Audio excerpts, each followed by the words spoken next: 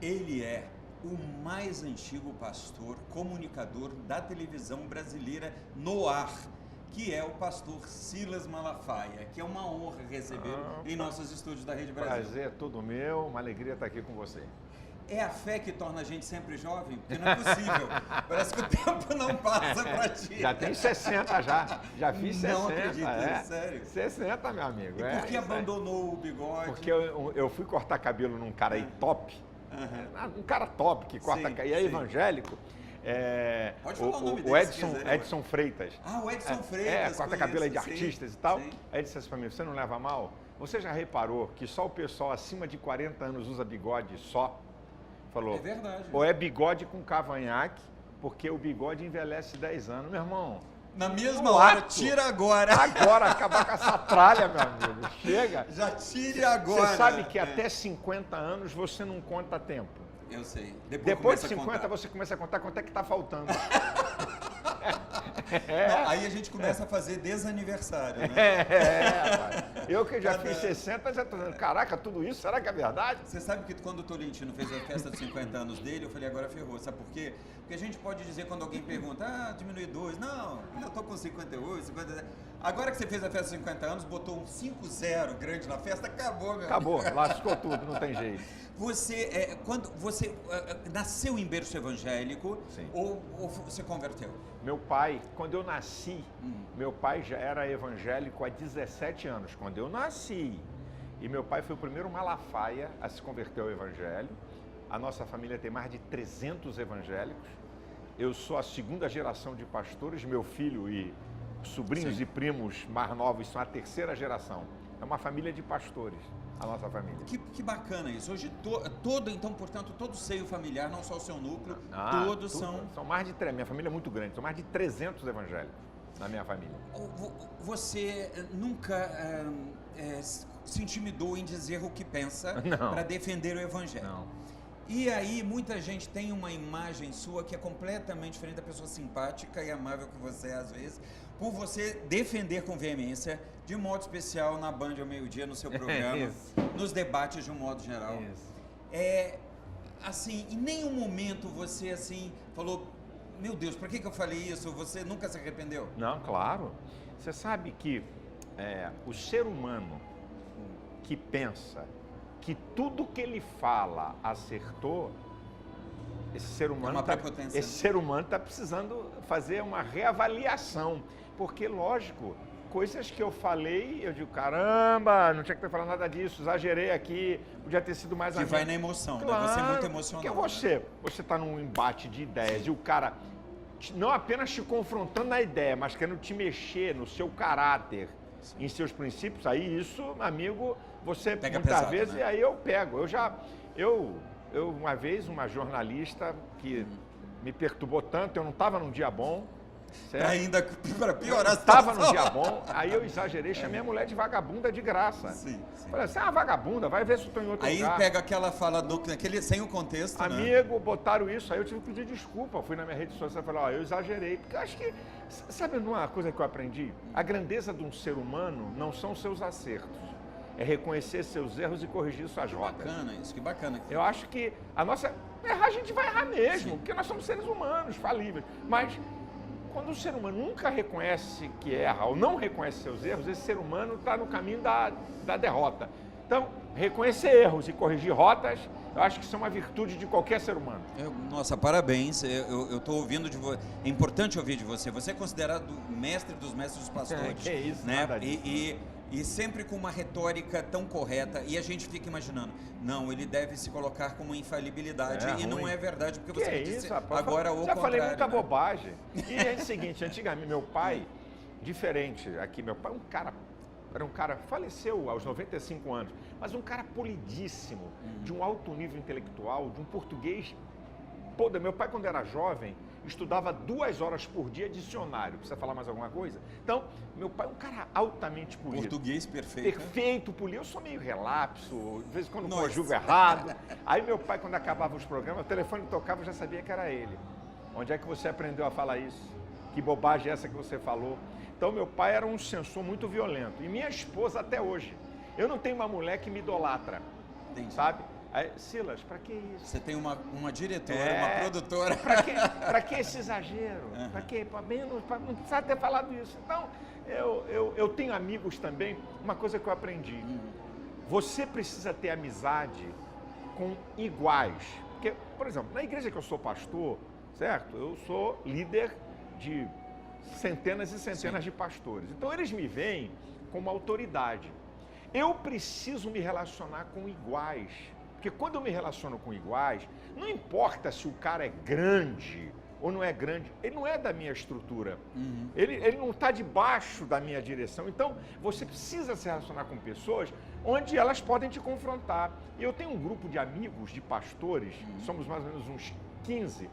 A amizade mais antiga tem 40 anos. Que bacana. E o mais novo desse grupo tem 15, 16 anos. Então, a gente se confronta. Não está errado, cara. Não é assim. Até porque o amigo verdadeiro contra-argumenta, você né? Você precisa. Você quer ter o quê? Amigos ou bajuladores? Se você quer ter bajulador, eu tenho pena de você. Você vai ser um ser humano medíocre, certo? Vai ser um ser humano que as pessoas vão olhar para você, mas esse cara pensa que é o quê? O dono do mundo. Quando você tem amigos que estão iguais, seus, porque tem uma doença, eu sou psicólogo, a sociopatia é o ser humano que não quer se relacionar com iguais, ele só se relaciona se ele estiver num nível superior.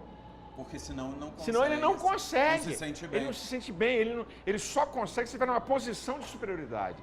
Se ele estiver numa posição de igual, ele se sente perturbado, constrangido. Então, acho que essas coisas são importantes para a gente poder melhorar a nossa conduta. Agora, eu sou o seguinte, amigo, as minhas convicções não estão pautadas em vitórias ou derrotas.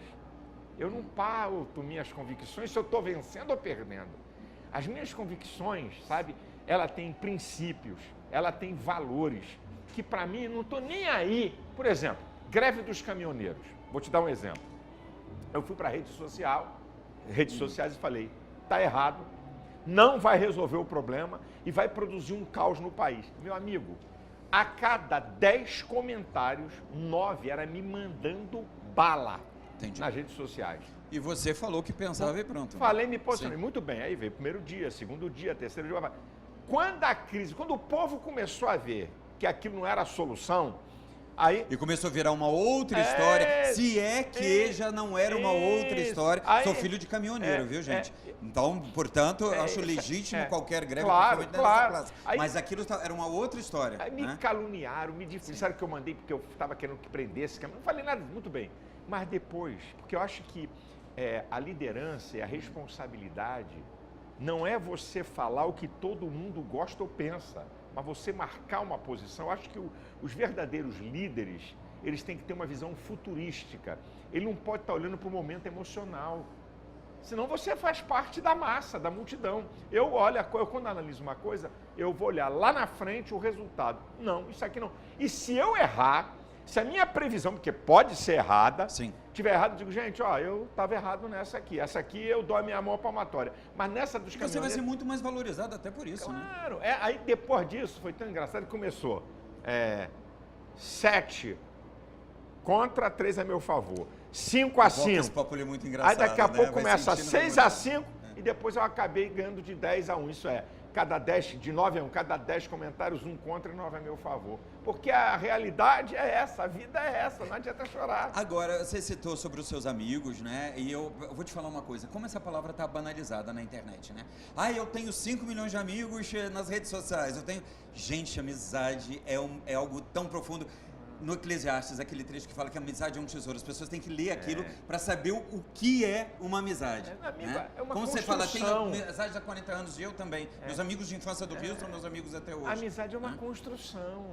Existe algumas coisas que eu sempre digo. Eu escolho e decido meus amigos. Ninguém diz que é meu amigo. Eu escolho, eu decido. E todos os seus amigos são evangélicos, todos? Você tem algum amigo que não seja de outra religião? Eu tenho amigo que não é evangélico, a maioria é evangélico por causa do relacionamento mesmo. Sim.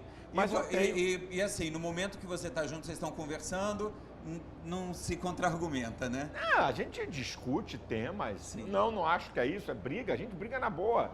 Esse grupo de pastores amigos, a gente 1 ou 2 vezes por ano, a gente sai uns 3 dias ou 4 para um hotel, com as esposas, como a gente só falava roupa, isso é, Que legal. para discutir, para brigar, falar de Brasil, de questões evangélicas, erros, acertos, sabe? Porque eu acho que isso é salutar, é legal. E você citou as redes sociais. As redes sociais, elas são muito cruéis.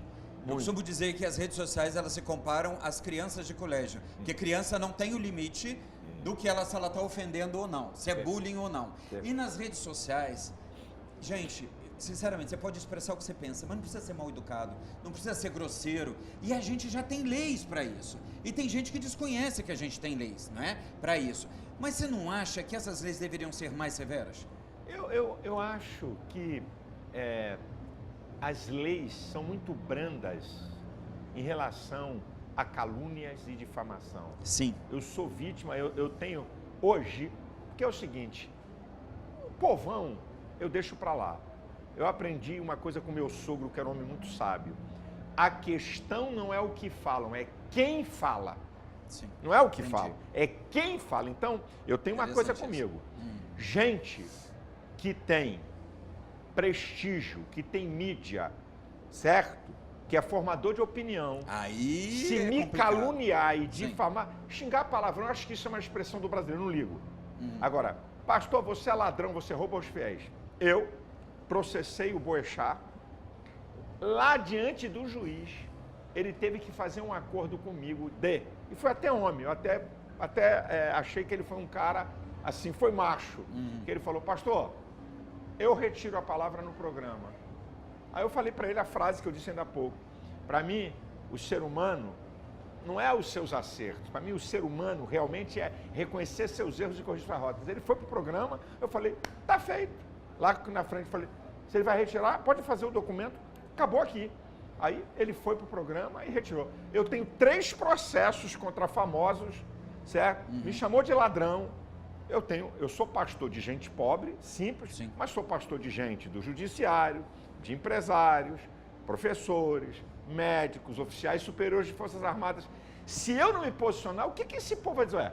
Sim. Pastor não se posiciona, então esse cara vai aceitar ser chamado de ladrão, de que está roubando o povo? Então eu tenho os 3 processos ainda contra notáveis, quer dizer, vai ter que provar. Não tem acordo, ou retira, não quero dinheiro desse Ou vai cara, até o ou vou fim. até o final. Sim. Então eu não admito. Então acho que as redes sociais, há uma fragilidade muito grande para isso, certo? Sim. E eu acho que era o seguinte, os próprios instrumentos, né? O próprio Facebook, o Instagram, YouTube, sim. o Twitter, eu acho que a gente vai fazer o seguinte, se um cara xinga e você apresenta, e eles têm como provar, saber quem é o cara, se de fato esse cara tem uma conduta, bloqueia ele. Não precisa nem justiça, certo? Tem o quê? Até 3, tá bom, é o limite da besteira. Passou disso, vai ser bloqueado, você não vai ter acesso. Sim. Eu acho que isso era uma coisa para as pessoas se policiarem. Agora eu vou dar uma dica para o pessoal. Tudo que você ouvir, seja do pastor, que sou eu, da imprensa, das redes sociais, faça essas 3 coisas. Duvidar, criticar e determinar. O que é isso? Duvidar é não receber de primeiro. Criticar é analisar o que estão falando para você. E não só aquele contexto, tem que ver o Isso, contexto isso. geral, Determinar. não aquele trecho. Determinar. Aceito tudo, não aceito nada, aceito parte e rejeito parte. Se você fizer isso, com toda a informação de mídia, com toda a informação jornalística, de rede social, você vai evitar um monte de coisa. Você é uma pessoa que se posiciona sempre muito bem politicamente. E tem uma corrente grande de cristãos que dizem que lugar de pastor é na igreja, que não mistura religião com igreja. O homem é um ser político, eu vejo dessa forma. E se você exerce uma função política também como pastor, que está... Aliás, o pastor, o que é o nome? Ele direciona as ovelhas. Aonde está, nessa linha tênue da religião, da fé e da política, os limites? Existem ou não? Sim, deixa eu te explicar uma coisa.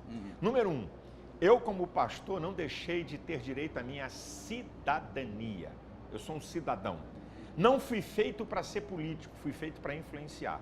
Isso aqui é um detalhe. Agora, preste atenção, um dos grandes filósofos da atualidade, Michael Sandel, da Universidade de Harvard, conceituado no mundo inteiro, ele diz assim, num Estado livre, as convicções das pessoas são importantes para o debate político, sejam elas de viés religioso, filosófico ou ideológico. Não importa. Agora vamos a outra. Essa conversa de que política e religião não se mistura, você tem que analisar isso. Isso é um jogo dos esquerdopatas e ateístas. Então eu vou provar o contrário. Mas você vai provar daqui a pouco, após os nossos comerciais. E hoje ainda ele vai me responder uma pergunta que eu pensei, faço ou não? Em algum momento da sua vida, questionou a existência de Deus? A gente já volta. Claro.